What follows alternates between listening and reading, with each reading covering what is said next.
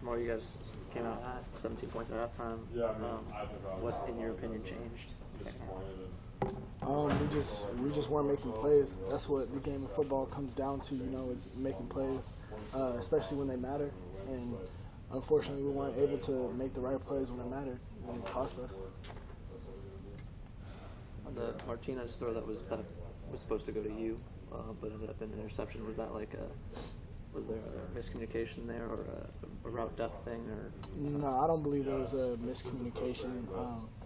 I don't know what happened. I believe the ball just sailed on him a little bit. It was really windy in there, swirling around. Couldn't tell which way the wind was blowing, so I'm not sure. How did he seem during the game? He's the same Adrian all the time, Even when we're down, struggling, he's still going to encourage his teammates and be a great leader, and that's what he was doing.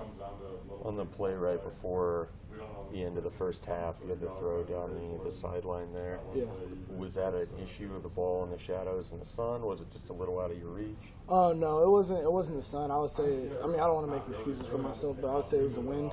That's a play that, I'm supposed to make, that I usually make, didn't make it, and it cost us. The wind kind of caught it at the last second, couldn't really tell where it was going to end up. That's on me. I take the blame for that. I got to make those plays. That's why I'm here. Do you think that kind of took a little bit of a wind out going into halftime, or because you still had momentum coming in at the second half because you guys getting the ball back, but then you did 3 and out? Yeah. Did the play before half? Yeah.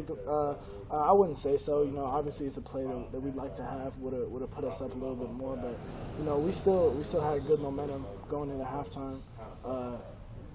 Whether we made that play or not, we got to come out the second half strong and score on that first drive.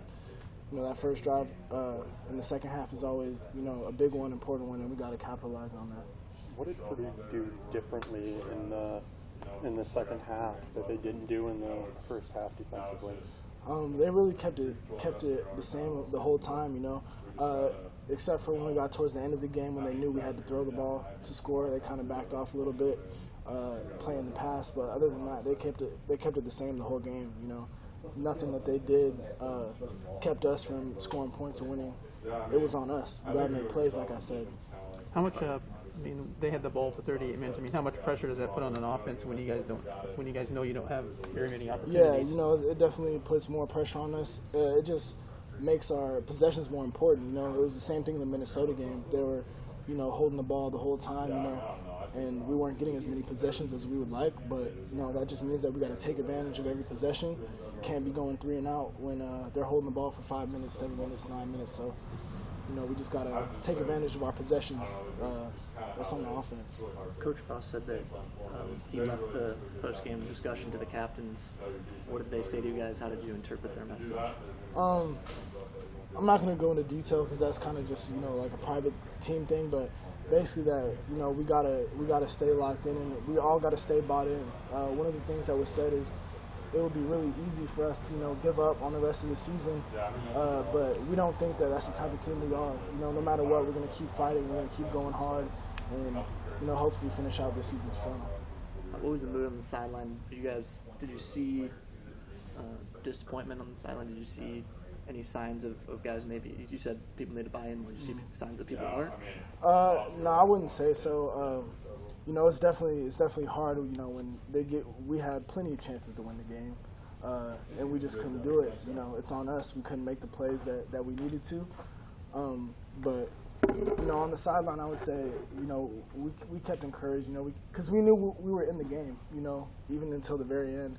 But that's just something that's tough. You went previously to coming here. You were at Montana. You were very successful there. Individually, the team was successful. Has it been difficult for you to try to keep the same approach when the results haven't quite been what you're accustomed to? I wouldn't say so. It hasn't been more difficult. It's just, we got to make plays, like I said, at the end of the day. And, whether we're winning or losing, that's not going to determine my effort. That's not going to determine how hard I go. I'm going to go hard all the time. And it's whether we win or lose, that's not going to change my approach. Did you say anything to Adrian during the game when you saw him having some struggles out there? Oh, yeah, Adrian and I, and the rest of the receivers, we're constantly talking throughout the game, telling him what we're seeing. He's telling us what he sees. Communication's a big thing, and that's something that we were doing throughout the game. What were you guys saying to him? Well, we're just telling them, what we see, what routes I'm open on, what routes I think will work, stuff like that.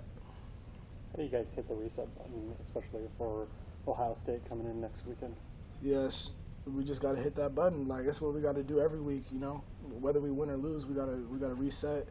We got to take this time, through Sunday to, let it marinate and figure out what we need to do better. And then once Monday comes, it's on to the next game, next opponent. Anything else for Smart? Thank you, guys.